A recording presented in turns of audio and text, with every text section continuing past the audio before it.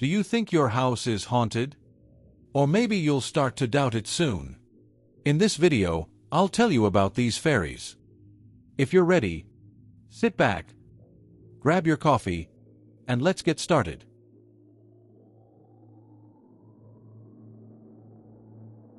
My grandmother lives in an old house in the English countryside. In a way that only ancient houses can be, it is roomy, moist, and serene. The land has been held by our family for many generations, and we would all gather there for holidays or significant family events.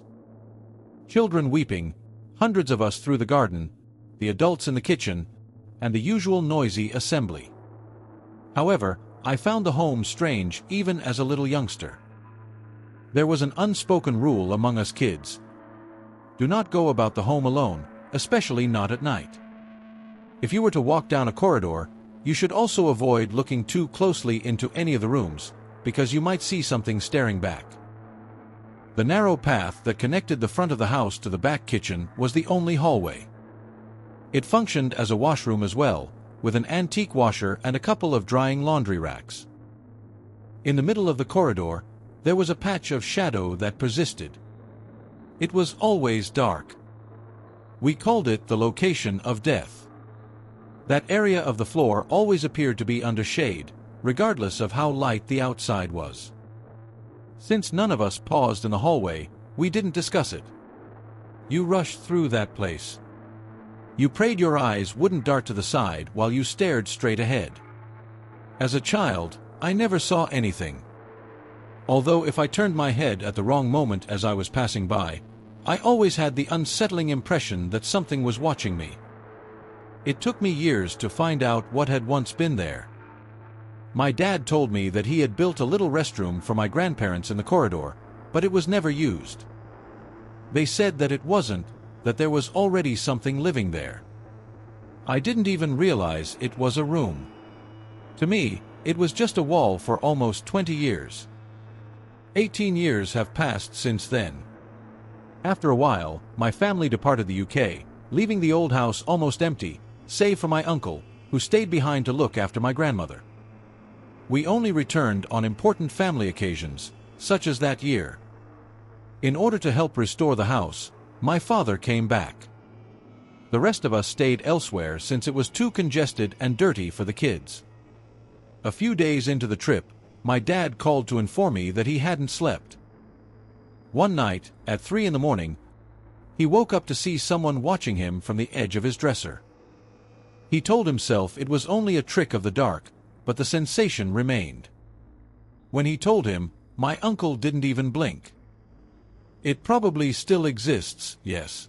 I have seen it too. He also gave my dad some more facts that he had never shared before.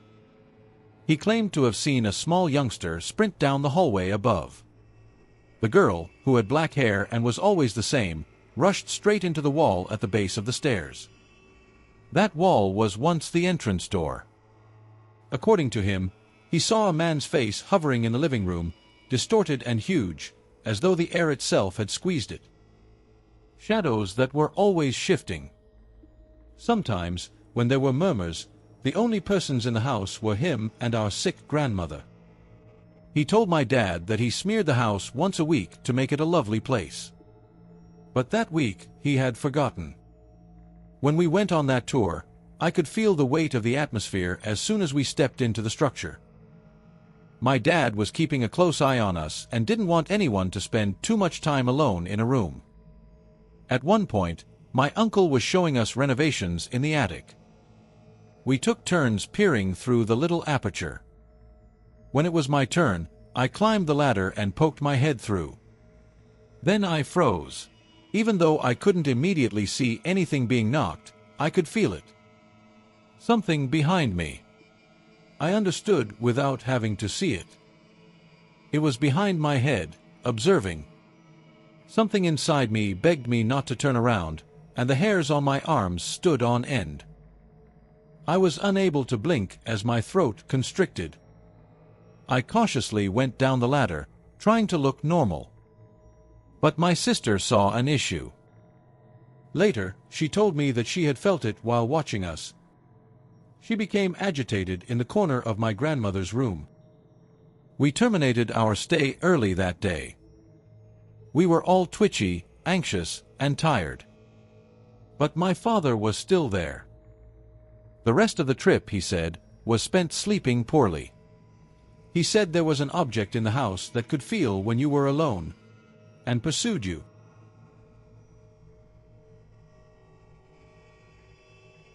I was in my 20s. That was back in 2005. The house itself didn't look particularly unsettling at first. It was a standard suburban home built in the latter part of the 1980s. A bit outdated, but nothing out of the ordinary. We did not get a negative sensation or anything upon entering. To tell the truth, our entrance door's ugly appearance was my first big complaint. Its brass handle, which had this faded piss-yellow tinge, had probably seen better days in the 1970s. The worst feature, though, was the locking mechanism. It was completely broken. No matter how much you turned the doorknob, just in circles, the door would not open. It had the feel of a comedic cartoon.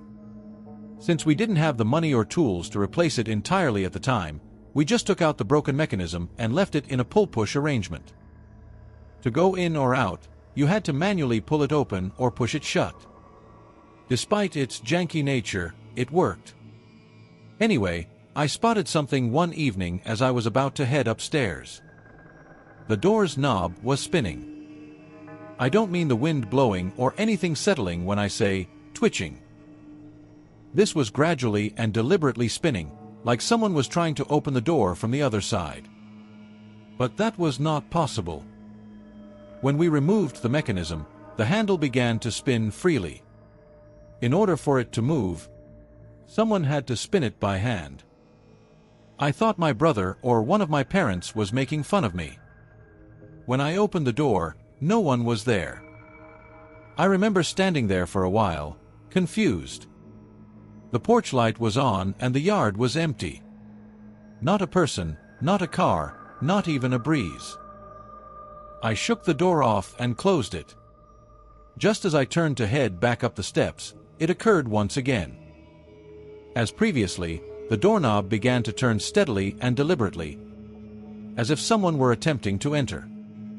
I tried opening it once again, but nothing was inside. This time, I simply stood there and stared at it, trying to understand what in the world was happening. Something banged insanely hard from the outside into the door while I was still processing it. It tore off the hinges rather than simply slamming open. The whole door flew, as if it had been drop-kicked by a linebacker.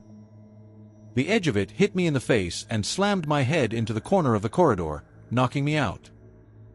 I woke up in the hospital with a severe concussion and a huge gash on my head that needed stitches. When my parents asked what had happened, I explained that I had slipped while attempting to shut the door and hit my head. I knew they wouldn't believe the truth. Hell, I didn't even think it was true. We had to replace the entire door, frame, all of it. Since then, nothing comparable has happened, and the new one is still in place. But I've never been able to describe what really happened that night. Let's go forward a few years.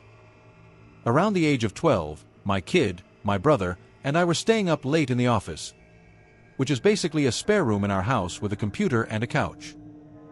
At around 3 in the morning, while everyone else was asleep, we were watching pointless YouTube videos. Just then, we heard a bell, ding ding. Not just any bell, but a goddamn tricycle bell. You know, the little metal ones that kids twist with their thumbs? When you hear that particular happy ding in the middle of the night in a quiet house, it's rather unsettling. We froze and exchanged wide-eyed glances. The sound had come from somewhere close to the kitchen, and the office was in the back of the house. The only people awake were us. We did what any stupid child would do, of course. We took flashlights and looked around the home. Nothing beneath beds, in closets, in every room. Despite our best efforts to laugh it off, we had trouble falling asleep that night. and it occurred once more the following evening. However, I was browsing YouTube by myself at the office this time. The identical bell sound, but closer this time, seemed to be coming from the corridor just outside the office after my brother had gone to bed. I practically sprung out of my skin and seized the sole object in my immediate vicinity. It resembled an unprepared video game avatar and slithered around the home like a thick glass cup. I was attempting not to make a sound while perspiring, and I came to a complete stop when I got to the kitchen because they were rolling slowly. My old tricycle was on the other side of the floor. I rode the identical one when I was around 8 years old. It was crimson, with a chrome handlebar bell and a little white seat. Before we ever moved here, we sold it in a garage sale, I promise. It simply rolled across the floor. It seemed to just move when someone lightly pushed it. However, nobody was present. No noise. I have no idea how it got here. It did really ring the bell. I heard it twice, but it wasn't in my head. The same as the previous evening. The stupid monster is still with us. Nobody is certain of its origin or how it returned. It is now seated in the garage. Nobody touched it. I eventually told my mother everything a few years ago. I thought she would reply, "I imagined it," or laugh. She then revealed something to me, though. She, too, had experienced that front door. The same thing. The knob was rotating, with nothing on the other side. I noped out quickly and never opened it again, she said. That was years ago, and she never said anything. Following that, Mom and my uncle told me about other odd events they had experienced in the past, as well as at our house. It turns out that my mom and her Native American ex used to play in graveyards when she was younger. Although she didn't go into detail, it was clear that she had a lot of paranormal baggage. Sometimes things would attach themselves to her, or she would be followed. Whatever it was, she didn't enjoy talking about it. But once she started, more and more narratives surfaced. There were some that happened inside the residence. I have no idea what it was about this location. Perhaps we brought something with us. Perhaps it was already here. However, I don't need any more persuasion after the tricycle incident, when the door attempted to remove my head.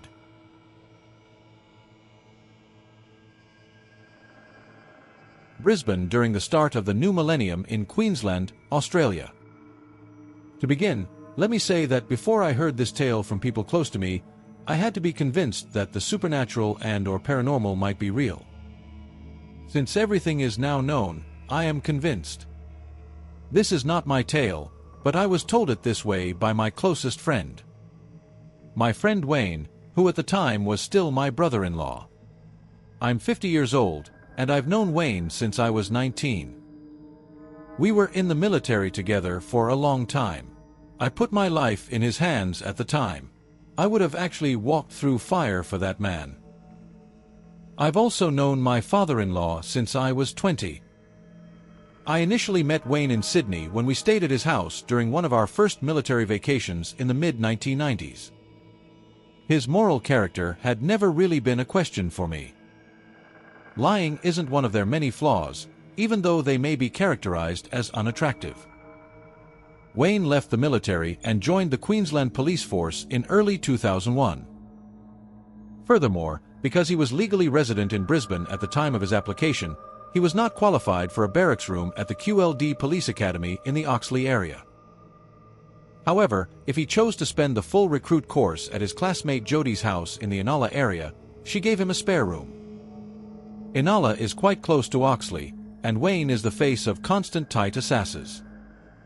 For the length of the course, he also provides free or reasonably priced housing. When he got there, he said it was a semi-high set, ordinary Queenslander home.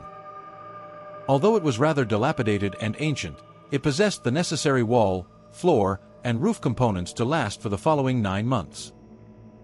Jod stated that she had just bought it for a steal from a deceased estate, which is a daily occurrence. This is by no means an unusual event. This is when things start to take a little different turn. Wayne claimed that he felt a bit nervous all the time in the house. I'm not sure what exactly is strange because Wayne didn't give a detailed account, but it mostly occurred when he was by himself in the house. At first, he was unable to pinpoint the exact cause, but it still bothered him. Jod had a little Chihuahua-type dog to heighten the story's suspense. Wayne said that the dog shivered with terror and spent much of its waking hours cowering beneath Jod's bed. I hear you say, in dread of what? Apparently, the house's previous owner, a little elderly woman, wasn't quite prepared to give Jod all the keys upon settlement. The first scene in the original Ghostbusters movie, where the librarian ghost appears in the basement, instantly came to mind. It appears that my first impressions were mostly accurate, with the exception of it had not yet transformed into a huge, terrifying creature with rotten teeth and outstretched arms. Wayne witnessed this elderly woman moving freely on several occasions, but only while he was by himself in the house. It was also very clear that the dog could see it. Wayne approached Jod, who he had not known for very long, and said, "You have a little old lady roaming in your house." Thus, he took his time and made an effort to spend as little time as possible at home, particularly when he was by himself. One of Wayne and Jod's classmates stopped over for a while, and Wayne hurriedly picked up his touch football bongos and made use of the facilities. A guy who was a classmate waited in the lounge area.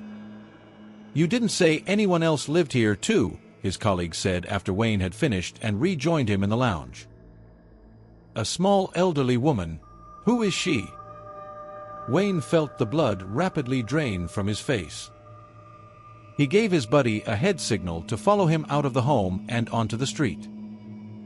Wayne said he thought he had to leave the property to talk about anything connected, and that it wasn't a small elderly woman he saw strolling down the hallway, but rather the spirit of the former owner, who just so happened to be a little elderly woman.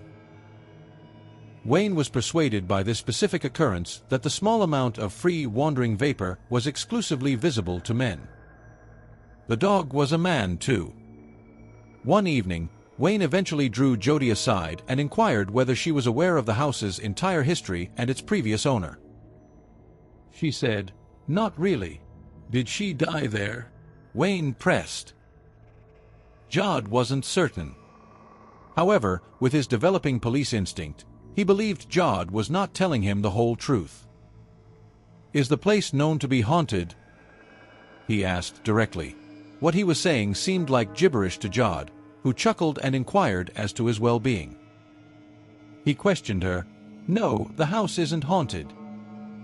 "Have you ever seen a little old lady just cruising around the house a few feet above the floor?" "Wayne, good night." Granted, none of this alone is really thrilling. I understand. However, it seems like Wayne's personal interactions with the prior owner became more intense over time. He saw her more often, especially in his bedroom, which he assumed was where she lived. She even began rearranging small objects while he was asleep. A blue and white checkered hat that fits over the traditional police visor helmet was one of the final items given to the police recruits as the training drew to an end. It appears that it has to be prepared and stretched in a certain way before being put on the parade hat. Because the house was old, Wayne's room had no built-in closets, only a big, old wooden double-door wardrobe. Wayne made the required arrangements and placed the checkered cap band next to his special parade cap on top of the wardrobe. Part of the band was protruding just over the doors, as was the helmet's patent leather visor. The following few days were rather hazy for Wayne and Jod since they were so excited by the prospect of cops arriving soon. The father-in-law traveled from Sydney a few days before their march-out parade, and he was thrilled and delighted to see Wayne join the QLD 5th and become an officer. The problem is that Wayne hadn't actually disclosed to anybody, save the visiting colleague, that the property still had its previous occupant floating around. Jod remarked, "Please stay here instead of paying for a hotel room." The father-in-law seemed a little strange at breakfast the following morning after his first night at the house, so Wayne inquired about his well-being.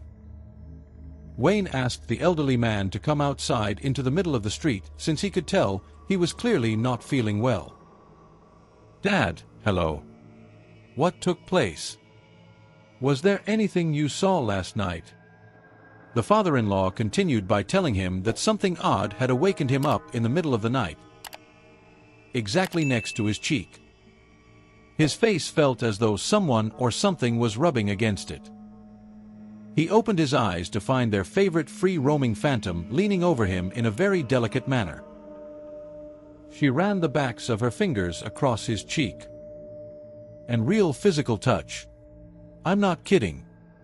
The father-in-law never dared to close his eyes and remained still, too terrified to move. When Wayne described the circumstances, his father gave him a disbelieving look. "Are you serious, buddy? I appreciate you alerting me." The father-in-law convinced himself that he must have dreamed as the days slowly passed. Wayne was obviously just taking the piss and playing a clever but paranormal practical joke on him. It was only in the morning that Wayne realized his prized checkered cap band was gone from its prominent spot next to the parade cap on top of the wardrobe. It disappeared and was never seen again. In an attempt to find the cap band, the three of them turned the house upside down, but they were never successful. Jod's band and hat remained undisturbed. Wayne's was clearly preferred by the little elderly woman, who kept it for herself.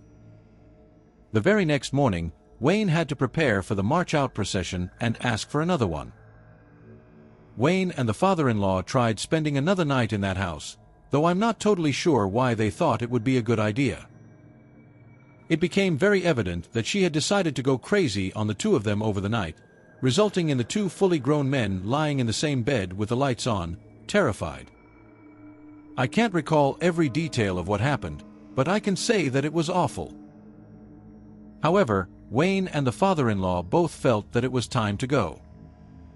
They gathered their belongings, traveled to Brisbane City, and spent the parade weekend in the service department where Wayne's mother, who is also from Sydney, was staying. Both of them slept contentedly on the ground.